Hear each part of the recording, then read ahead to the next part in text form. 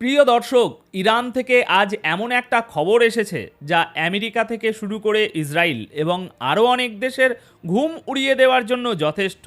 অনেক দেশ এবং অনেক নেতা যারা নানা রকম স্বপ্ন দেখছেন, তাদের জন্য এই খবরটা বড় সড় সমস্যার কারণ হতে পারে।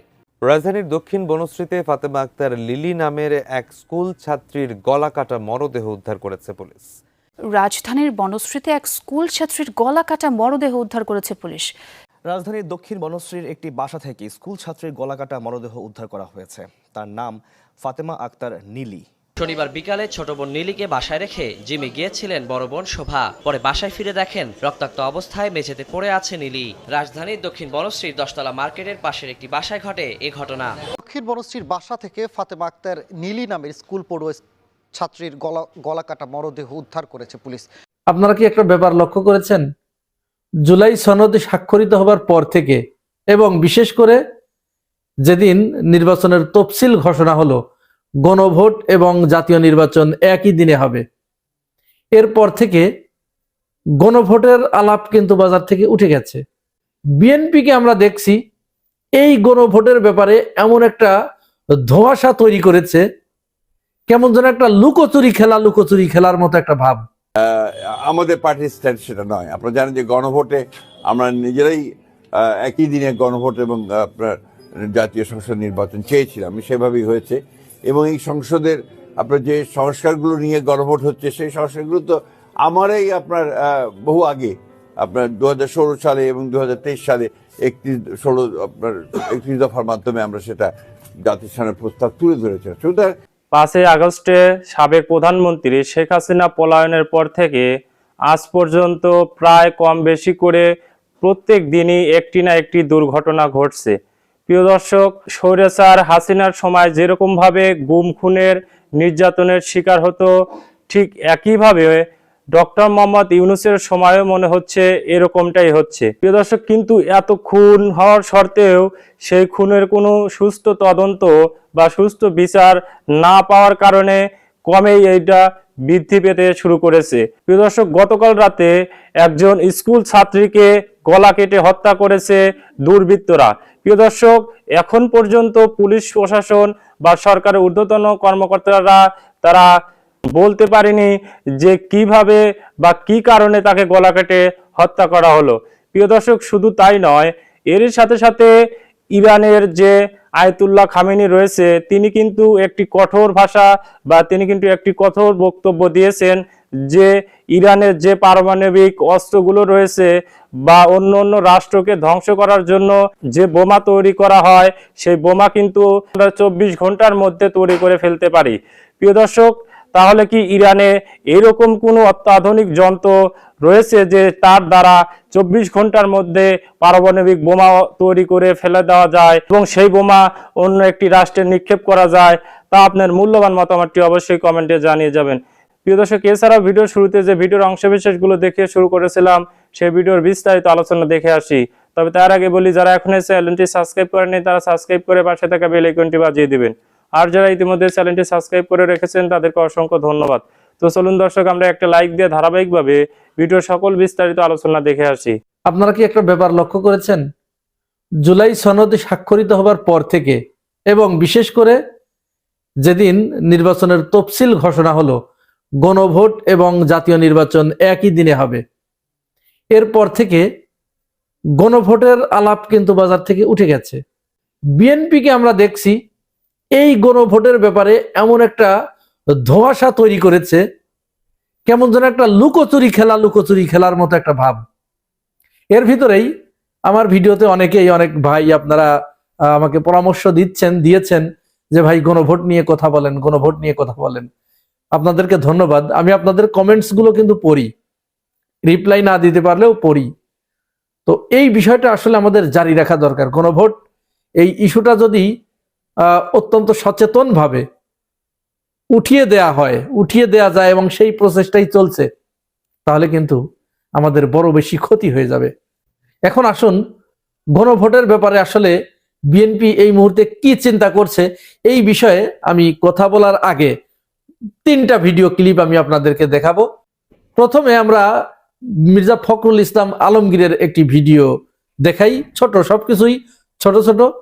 এটা দেখলে তারপরে আপনাদেরকে আমি ওই বিষয়ে কথা বলবো, তাহলে আপনাদের কাছে বুঝতে খুব সহজ হবে এবং পানির মতো পরিষ্কার হয়ে যাবে।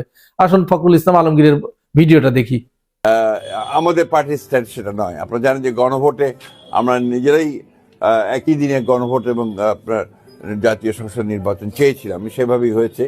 এবং এই সংসদের আপনার যে সংস্কারগুলো নিয়ে গণভোট হচ্ছে, সেই সংস্কারগুলো তো আমারই আপনার বহু আগে আপনার 2016 সালে এবং 2023 সালে 31 দফার মাধ্যমে আমরা সেটা জাতির সামনে প্রস্তাব তুলে ধরেছিলাম। সুতরাং সংস্কার তো আমাদের মজ্জাগত, সংস্কারকে চলমান প্রক্রিয়া, সেখানে সংস্কার থাকবে, সেখানে না বলার তো কোনো কারণ আছে বলে আমার কাছে মনে হয় না।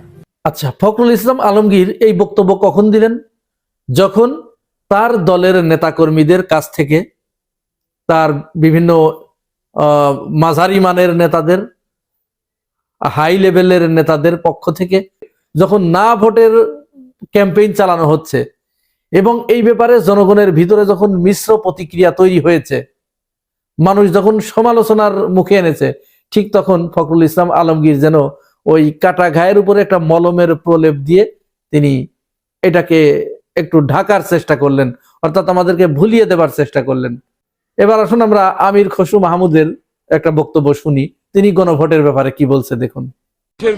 গণভোট বলে কিছু নাই, গণভোট বলে কোনো আলোচনার বিষয় নেই। এটা ওখানেও কোনো এজেন্ডাই ছিল না, এখন গণভোটের কোনো এজেন্ডা নেই।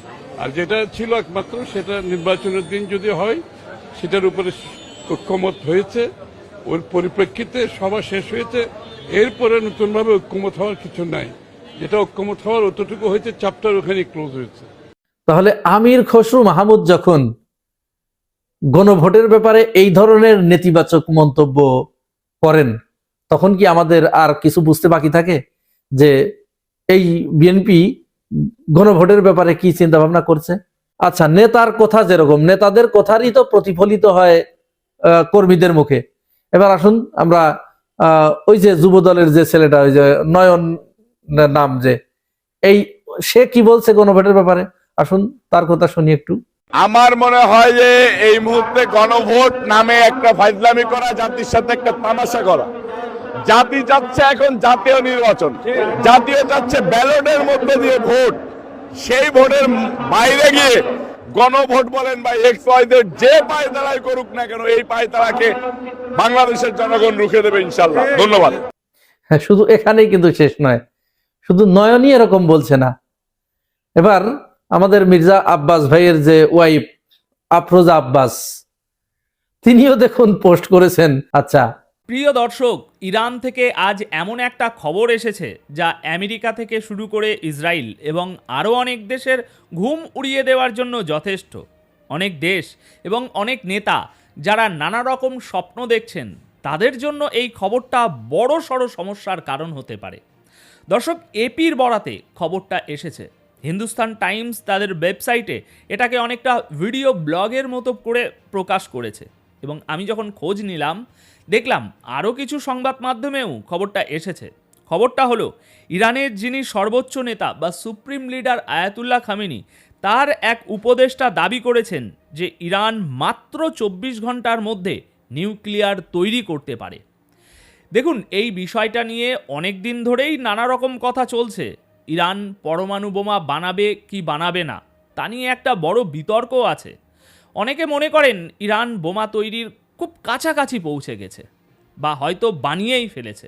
আর ঠিক এই কারণেই ইসরায়েল হামলা করেছিল, সেই 12 দিনের যুদ্ধ হয়েছিল এবং আমেরিকাও ইরানের নিউক্লিয়ার সেন্টারে হামলা করেছিল। যদিও সেই হামলায় খুব একটা কাজের কাজ কিছু হয়নি, এসব কথা আমি আপনাদের আগেই জানিয়েছি। এখন এটাও হতে পারে যে এই বোমা ইরানের ভেতরে তৈরি হয়নি, বাইরে থেকে এসেছে। এমন অনেক খবর, অনেক জল্পনা বাজারে আছে।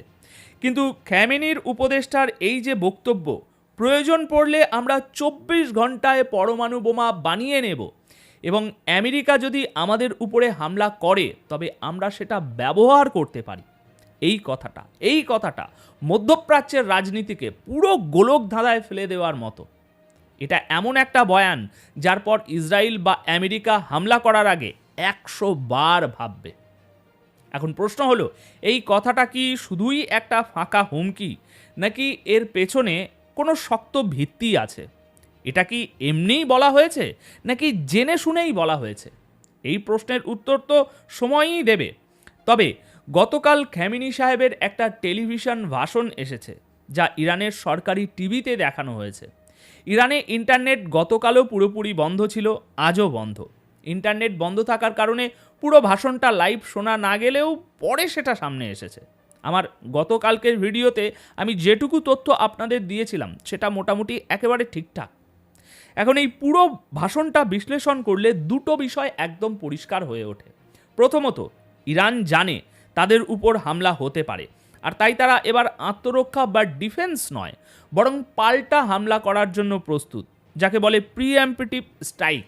অর্থাৎ ইসরায়েল হামলা করার আগেই ইরান হামলা করতে তৈরি। ভাষণটা মন দিয়ে শুনলে এটা খুব ভালোভাবেই বোঝা যায়। দ্বিতীয়ত, আলী খামেনি তার ভাষণে বারবার ইসলামিক রেভলিউশন বা ইসলামী বিপ্লবের কথা বলেছেন। তিনি বলেছেন লক্ষ লক্ষ মানুষ তাদের প্রাণ দিয়েছে, শহীদ হয়েছে, তারপর এই বিপ্লব সফল হয়েছে। তাই যে কোনো মূল্যে তারা এই বিপ্লবকে রক্ষা করবেন। প্রিয় দর্শক, আমি আশা করছি ভিডিওটি সম্পূর্ণ মনোযোগ সহকারে দেখেছেন। সেই সাথে ভিডিও সম্পর্কিত কোনো তথ্য বা মতামত থাকলে কমেন্ট বক্সে জানিয়ে যাবেন। আজকের মতন এখানে শেষ করছি। ফিরে আসছি আগামী দিনে নতুন একটি টপিক নিয়ে। সে পর্যন্ত সবাই ভালো থাকবেন। আল্লাহ হাফেজ।